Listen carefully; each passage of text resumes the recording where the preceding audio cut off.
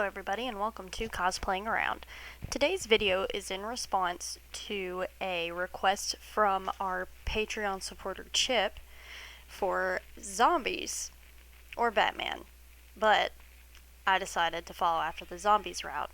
This is extremely appropriate seeing as the season 6 premiere of The Walking Dead was yesterday, which was awesome, of course. Well, I decided to do a zombie makeup sort of deal for the next couple of weeks in response to that. I love doing zombie makeup. I haven't done any in a really long time actually, and this kind of it came as a little bit of a shock to me that I hadn't done it in so long. Well, this video is not quite a tutorial. You kind of get to see what I do, a little bit of the process, but it's sort of just a standalone. I'm going to go more in depth of the materials and the techniques in my article next week, so keep an eye out for that. But I will give you a few basics. What I'm going to be using in this video, I will be using liquid latex, cotton balls, a bruise stack, and fake blood. The cotton balls are obviously something you can get from any local grocery store, and all of the makeup supplies are very easily accessible right now because it is Halloween, and Halloween stores are everywhere. In fact, while I do not normally use makeup from Halloween stores, all of the makeup that I used in this video was purchased from a Halloween store. There are a lot of different ways to do zombie makeup. This particular one I'm going to be doing is going to be a relatively fresh zombie because I did not feel like painting my face up white and having to deal with the gray and etc, etc. And a lot of people do that type of zombie, so I wanted to kind of play around with this one a little bit. Basically, you're going to be making open wounds on your face.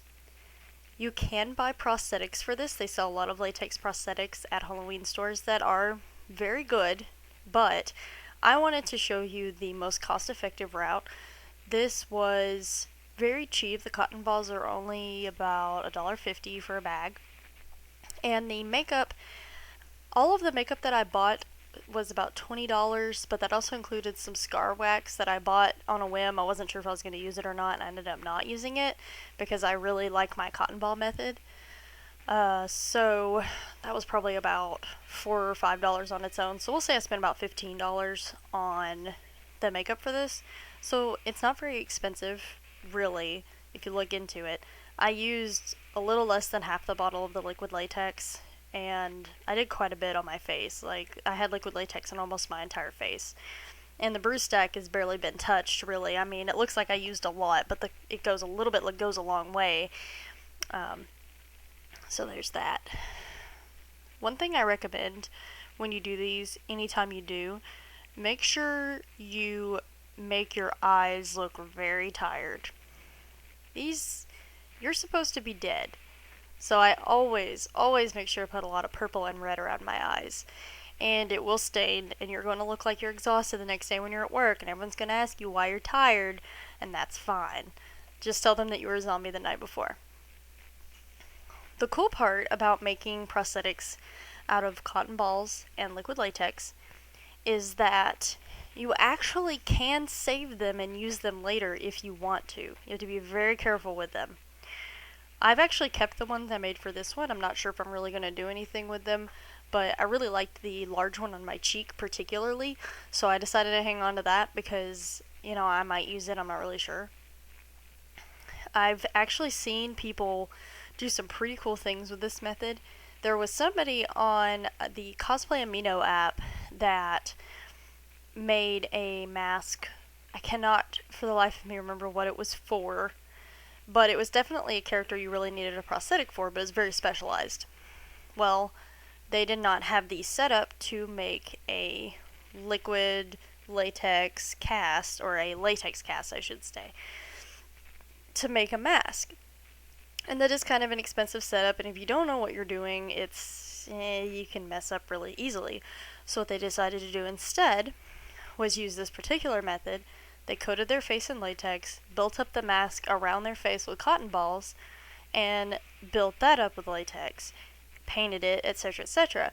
And while the mask ultimately is a little bit delicate, It is reusable. They have reused it for the cosplay. I'm sure it would last maybe, we'll say, generous side, maybe about 5 uses, which is still pretty good for something that you've just made at home out of cotton balls and latex.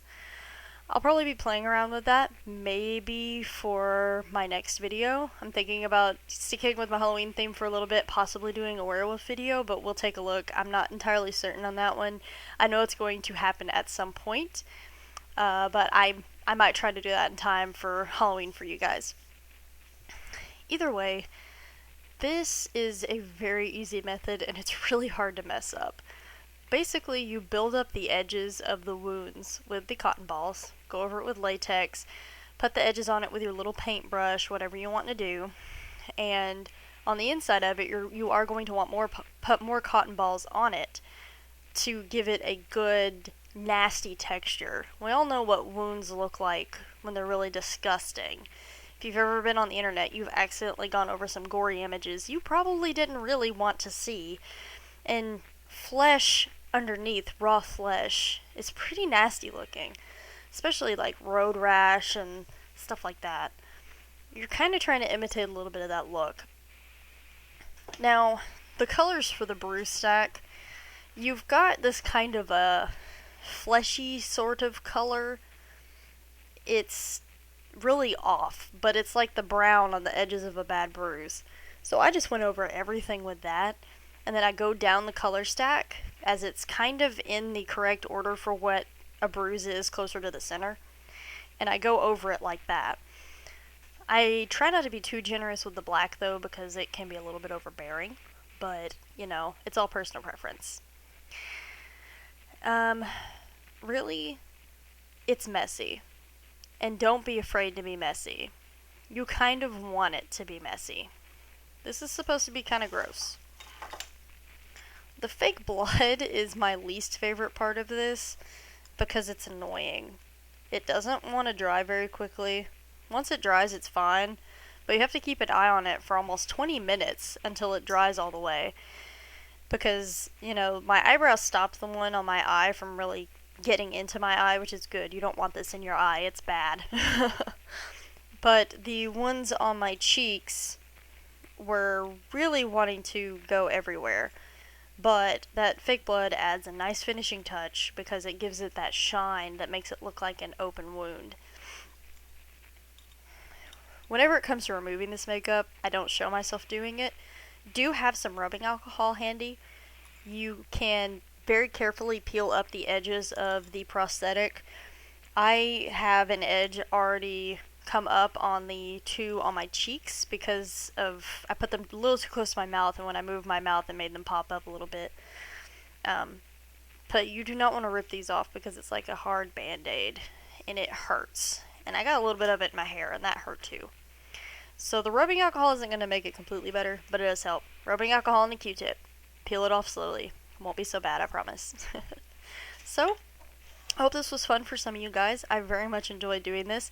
I'm going to go in some depth on my article, and we will have a lot of fun with that. I'm probably going to show you a little bit more on the different types of zombie skins that you can do, and I guarantee you're going to have some great ideas for this Halloween.